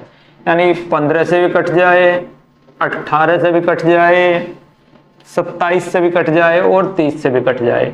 अगर 18 और 27 से कट रही है तो इसका मतलब बच्चे वो 9 से भी कटेगी ही कटेगी। ऑप्शन नंबर ए 870 क्या 9 से कटता है? आप बोलोगे नहीं कटता, तो ये आंसर नहीं हो सकता। बी आंसर ऑप्शन है 9 से कटता है, हाँ कटता है, आंसर हो सकता है। तीसरा है 810 क्या 9 से कटता है? कटता है, आंसर हो सकता है। फोर्थ है 780 क्या 9 से कटता है? नहीं कटता, या तो 900 होगी या 810 होगी। 1500 से ये भी कट रही है और 1500 से ये कट रही है क्या? 15 से 15.75 ये भी कट रही है। 30 से ये भी कट रही है, ये भी कट रही है। 18 से ये भी कट रही है, ये भी कट रही है। 27 से ये कट रही है, तो छोटी 27 से ये नहीं कट रही है हमारी, लेकिन ये कट रही है, तो आंसर हमारा 810 आ जाएगा, यानी कि ऑप्शन नंबर सी इसके लिए ठीक हो जाएगा। 197 पे आ जाइए भाई। वह छोटी से छोटी संख्या, कौन सी छोटी से छोटी संख्या? वह छोटी से छोटी संख्या जिससे 2 गुना करने पर वह 4, 6, 9, 12 और 14 से पूर्णतः विभाजित हो जाए। अगर 9 से कट रही है तो इसका मतलब वो संख्या ऑप्शन भी 9 से कट जाएगा। तो पहला ऑप्शन 9 से कट रहा है, 6 तो 8 और 1 9 कट रहा है भाई, 126 हो सकता है आंसर। दूसरा 5, 2, 7 और 2, 9, 252 भी कट रहा है भाई। तीसरा 5 और 4, 9, ये तो तीसरा भी कट रहा है 9 से, तो ये भी आंसर हो सकता है। और 6 और 3, 9, 63 भी आंसर हो सकता है, सारे कट रहे हैं। वह छोटी से छोटी संख्या कौन सी जिससे 2 गुना करने पर वह, अच्छा अगर इनको 2 गुना कर दे तो 126 का 252, 252 का 504, 504 का 1008, 63 का 126। ये संख्या है किस किस से कटनी चाहिए? 4 से भी, 6 से भी, 9 से भी, 12 से भी और 14 से भी। देखियो भाई 252 6 से कट रही है क्या? कट रही है। 4 से कट रही है क्या? कट रही है। ये भी कट रही है, ये भी कट रही है। ये 4 से नहीं कट रही, तो ये तो यहीं पर खत्म हो गया। 6 से ये भी कट रही है, 6 से ये भी कट रही है और 6 से ये भी कट रही है। 12 से, 4 से और 3 से कट रही है, सारी कट रही है। 14 से देख लो भाई, तो 14 एकम 14, यानी कि 7 से देखना है। 7 के लिए भैया इसका 2 गुना कर दो, 2 दूनी 4, घटा दो इसमें से 21 बच गया। 7 से कटता है, कटता है। 4 दूनी 8, 50 में से 8 घटाएंगे तो 42। 42 क्या 14 से 7 से कटता है? कटता है। 8 का दुगना 16 है, 16 घटा दो 84 आ गया। क्या 7 से कटता है? कटता है। सारे 7 से कट रहे हैं। तो पूछ क्या रहा है? छोटी से छोटी। तो इनमें सबसे छोटी कौन सी है भैया? ये 126 ही आंसर हो जाएगा। छोटी से छोटी पूछ रहा है तो ऑप्शन नंबर ए ही ठीक हो जाएगा। नेक्स्ट क्वेश्चन पे आ जाओ भाई। 198 वह छोटी से छोटी संख्या ज्ञात कीजिए जिसको जब 2 गुना किया जाता है तो यह 14, 35, 28 और 91 से पूर्णतः विभाजित हो जाती है। तो छोटी से छोटी संख्या क्या होगी? इनका एलसीएम कर दो और उसका 2 गुना कर दो भाई, यानी सॉरी आधा कर देते हैं, क्योंकि 2 गुना होने पर पूरी पूरी कटेगी। और छोटी से छोटी जो संख्या जो इनसे पूरी की पूरी कट जाएगी वो इनका एलसीएम होगा। तो एलसीएम निकालते हैं। कोई है? इसका मत निकालो, क्योंकि 28 का निकाल रहे हैं। बस निकाल दो भाई। 7 पंजे 35, 7 चौका 28 और यहाँ पर 7 एकम 7, 7 तिया 21। कॉमन क्या है? 7 7 7, 7 कॉमन आ गया। गुना 5 गुना 4 और गुना 13, ये इनका एलसीएम आ गया। लेकिन इसकी आधी निकालनी है तो 2 से भाग कर दो भाई। यहाँ पर 2 से ये कट गया। 5 दूनी 10, 73 91, 91 और 10 की गुना 910 आंसर आ जाएगा। यानी कि ऑप्शन नंबर सी आपका इस क्वेश्चन के लिए ठीक हो जाएगा, क्योंकि बोल रहा है कि वह छोटी से छोटी संख्या जिसको 2 गुना करने पर इनसे कटे। तो इनसे कटेगी क्या? इनका एलसीएम। तो एलसीएम के आधी संख्या पूछ रहा है, तो एलसीएम इनका है, आधी क्या हो जाएगी? 2 से भाग कर देंगे तो 910 आ जाएगा आंसर। 198 के बाद 199 पे आ जाओ भाई।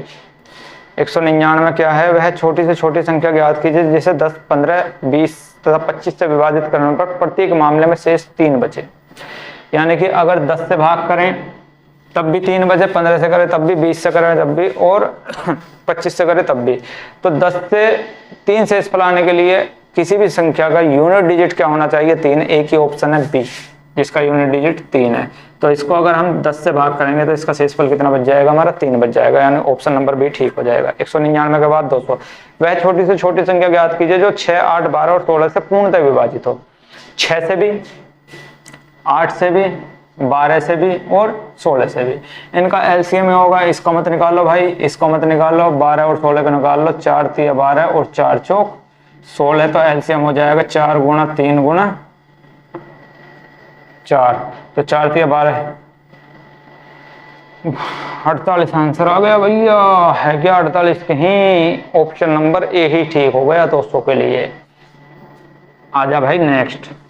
थकावट से महसूस हो रही है यार। 2001 बोल रहा हूँ, 201। वह बड़ी से बड़ी संख्या ज्ञात कीजिए जिससे 1250 तथा 1615 को विभाजित करने पर 4 और 5। अगर 1250 को विभाजित करते हैं तो 4 से इस पर बचता है। तो यानी कि 1296 को तो पूरा पूरा विभाजित कर देगी, 1240 को। और अगर 1615 को विभाजित करते हैं तो कितना शेष बचाती है आपका? 5। यानी कि 1610 को तो पूरा का पूरा विभाजित कर देंगे। क्या हो जाएगी बड़ी से बड़ी संख्या? इनका एलसीएम एचसीएफ 6 में से 0 जाएंगे 6, 4 में से 1 जाएगा 3 और यहाँ पर अबे उल्टा घटा दिया यार, दिमाग कहाँ जा रहा है। 10 में से 6 जाएंगे तो 4, यहाँ 10 में से 4 जाएंगे तो 6, यहाँ 5 में से 2 जाएंगे तो 3, 364। ये भी कटता है, ये भी कटता है। क्या 364? तो आंसर नहीं है, क्योंकि ऑप्शन दे ही नहीं रखा है। ऑप्शन दे रखे हैं आपके 13, 14, 16 और 18। तो देखिए भाई, शुरुआत बड़े से करेंगे। 18 इसका फैक्टर है या नहीं है? 8 और 1 9, 6 और 3 9 नहीं है। 18 तो आंसर हो नहीं सकता, इसका फैक्टर कभी बन ही नहीं सकता जीवन में। 16 बन जाएगा क्या? 16 दूनी 32, कितने बच जाएंगे आपके? 4, 44। 16 भी नहीं होगा। 14 फैक्टर है क्या इसका? 14 दूनी 28, 28, 8 बच जाएंगे। 14 पंजे 70 और 14 6 84, 14 आ जाएगा आंसर, क्योंकि 364 का एक फैक्टर 14 है। यानी कि ऑप्शन नंबर आपका बी ठीक हो जाएगा। 201 के लिए बी बिल्कुल ठीक हो जाएगा। 201 के बाद 202 पे आ जाइए और खत्म कर दीजिए आज इस एक्सरसाइज को भैया। 12, 18, 20 और 25। 12, 18, अब पेन भी बात नहीं मान रहा है। 12, 18, 20 और 25 से विभाजित होने वाली 5 अंकों की सबसे छोटी संख्या कौन सी है? तो 18 से विभाजित हो रही है तो 9 से तो होगी होगी। पहला ऑप्शन 9 से नहीं होता, दूसरा होता है, यानी कि ये हो सकती है 1800। तीसरा 9 से 5 2 7 और दोनों होता है ये 11 2 5 0 भी होता है, ये भी आंसर हो सकता है। 8 और 1 9, डी नहीं हो सकता। इन दो में से ही कोई सा एक आंसर है। फिर वो संख्या 25 से भी कटनी चाहिए, तो ये भी 25 से कट रही है, ये भी 25 से कट रही है, 20 से भी कट रही है, ये भी 12 से कट रही है क्या? तो ये भी 12 से कट रही है और ये भी आपकी 12 से कट रही है, 12 से। 12 28 96 और 12 निम्मा 108, 4 बच जाएंगे और 12 दूनी 24, 12 तिया 36, 9 बच जाएंगे। ये 12 से नहीं कटते, तो यही आंसर आ जाएगा हमारा 1010800, यानी ऑप्शन नंबर बी ठीक हो जाएगा। 202 के बाद लास्ट क्वेश्चन 203। थकावट आ चुकी है जबरदस्ती, बस खत्म यार चैप्टर। ये सबसे छोटा वर्ग बताना है और जो 8, 15 और 20 से भी पूरा पूरा कट जाए। तो आपके ऑप्शंस दे रखे हैं 3600, 6400, 14400 और 4900। और किससे कटने चाहिए? आपके 8 से, 15 से और 20 से। अब 8 से कौन कौन से कट रहे हैं? 8 से ये भी कट रहा है, ये भी। 15 से 5 और 3 दोनों से कटना चाहिए। 6 और 3 9, ये कट रहा है। 6 और 4 10, ये नहीं कटता है। 4 4 8 और 1 9, ये कट रहा है। 9 और 4 13, ये नहीं कटता है। तो 15 से आपका ये भी कट रहा है और ये भी। फिर 20 से ये भी कट रहा है और ये भी। 8 से ये भी कट रहा है, ये भी। और क्या पूछ रहा है? सबसे छोटा वर्ग। इन दोनों में छोटा कौन सा है? ये 3600, ऑप्शन नंबर ए ठीक हो जाएगा। तो भाई एलसीएम और एचसीएफ यहीं पे खत्म। कल से परसेंटेज शुरू होगी, तब तक के लिए टेक केयर, बाय बाय। थक चुका हूँ यार।